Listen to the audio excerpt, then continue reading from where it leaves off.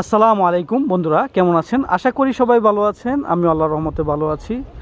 অনেক দিন হয়েছে আমার এই অ্যাকোয়াপনিক সিস্টেমের যে আমি মাছ এবং গাছ দুটোই হচ্ছে আমার এটার ভিডিও দেওয়া হয় না। তো আজকে আপনাদের সামনে এটারই ভিডিও নিয়ে হাজির হয়েছি। তো আমার অ্যাকোয়াপনিক কিন্তু এখন আলহামদুলিল্লাহ খুবই ভালো চলছে। এই যে দেখতে পাচ্ছেন একটা 1000 লিটারের ট্যাঙ্কি। এটাতে আমার কিছু তেলাপিয়া মাছ আছে, ওই যে দেখতে পাচ্ছেন হয়তোবা ওই যে মাছগুলো বাসমান ফিট খাচ্ছে। তো খুবই সুন্দরভাবে এই জায়গায় মাছ হচ্ছে। এবং এই জায়গায় দেখতে পাচ্ছেন আমার যে এই যে একটা দুইটা বেড আছে, এটাতে হচ্ছে গাছ। এই যে দেখতে পাচ্ছেন খুবই সুন্দর ফ্রেশ শাক হচ্ছে, কলমি শাক। এবং এই জায়গায় কিছু পুদিনা পাতা আছে যেগুলোর ঘ্রাণ অনেক সুন্দর। এবং এটাতে কিছু বিচি দেওয়া হয়েছে, মরিচের এবং বেগুনের বিচি দেওয়া হয়েছে, যেই গাছগুলো দেখতে পাচ্ছেন হচ্ছে। তো আমার অ্যাকোয়াপনিকটা আলহামদুলিল্লাহ ভালোই চলছে এখনও। তো এটা যারা নতুন দেখছেন তারা এটা তাদের জন্য বলি যে এটা কীভাবে আসলে কাজ করে।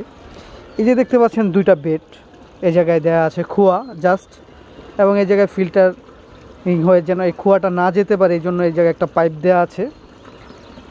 এবং ওই ট্যাঙ্কি থেকে দেখতে পাচ্ছেন একটা পাইপ উঠেছে, এটা একটা মোটরের মাধ্যমে, নিচে একটা মোটর আছে, সেই মোটরটা দিয়ে এটাতে পানি আসে এবং ফিল্টারিং হয়ে এটাতেও আবার আরেকবার ফিল্টারিং হয়ে এই পানিটা কিন্তু এই যে এটার মাধ্যমে চলে যায়, যা সেই জন্য এটার কিন্তু তখন পানিটা ক্লিন হয়ে যায়, মানে পানিতে যেই মাছের যে ময়লাটা সেটা ক্লিন হয়ে যায়, যার ফলে মাছ বেঁচে থাকতে পারে।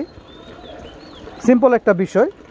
আর এই জায়গায় যে মাছের যে বজ্রটা আছে সেটা সার হিসাবে কাজ করে এবং এই জায়গায় খুবই সুন্দরভাবে গাছ হতে পারে। এই জায়গায় কোনো সার বা কোনো কিছু ইউজ করতে হয় না, এমনিতেই গাছ খুব ভালো গ্রোথ হয়, মাটির থেকে ভালো গ্রোথে এই জায়গায় গাছ হয়।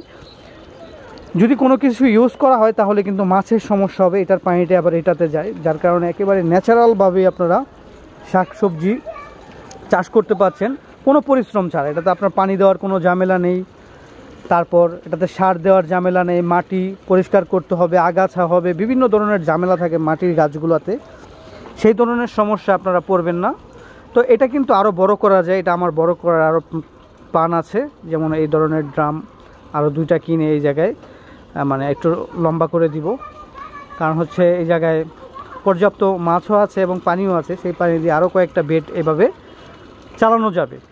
তো এইভাবে যদি আপনারা ছাদের উপরে এই ফ্রেশ মাছ এবং ফ্রেশ গাছ লাগাতে পারেন তাহলে কিন্তু আপনাদের জন্য খুবই ভালো হবে, আপনাদের মনটাও ভালো থাকবে। গাছ দেখতে পাচ্ছেন ছাদে আসলে এবং মাছ দেখতে পাচ্ছেন, মাছকে খাবার দিলে দেখবেন মাছ খুবই সুন্দরভাবে খায়।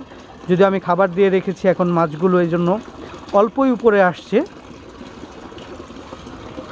তারপর আপনাদের খুবই ভালো লাগবে ফ্রেশ খাবার দাবার। ভেজাল অনেক খাওয়া থেকে ফ্রেশ অল্প খাওয়া ভালো।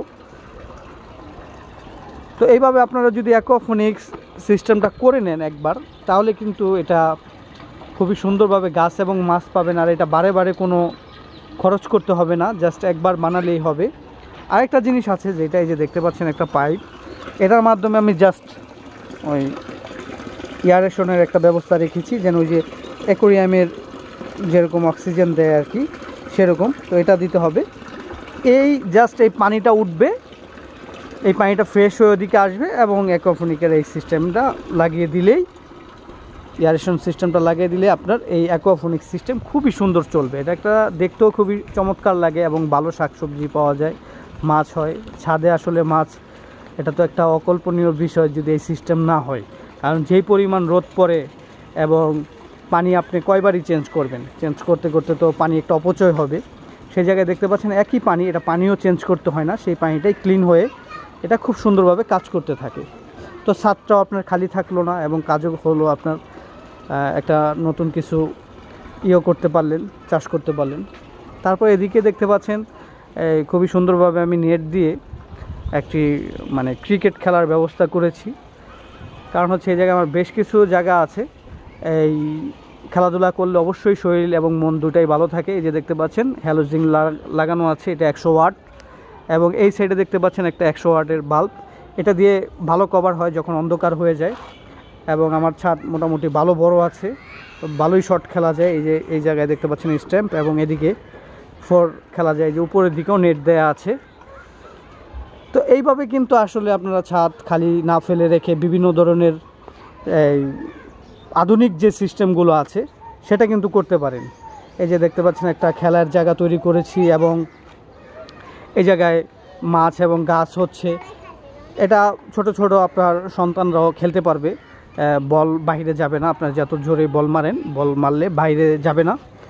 তারপর হচ্ছে আবার এখন দেখা যাচ্ছে যে ছাদের ভিতরে কিন্তু ভালো সোলার সিস্টেমও করা যায়, তাহলে আপনি নিজেই অনেক বিদ্যুৎ উৎপাদন করতে পারবেন। দেখা গেছে যে সোলার থেকে যে বিদ্যুৎটা তৈরি হবে সেটা আপনি সরাসরিও কিছুতে ব্যবহার করতে পারেন, এবং ব্যাটারিতেও চার্জ করতে পারেন।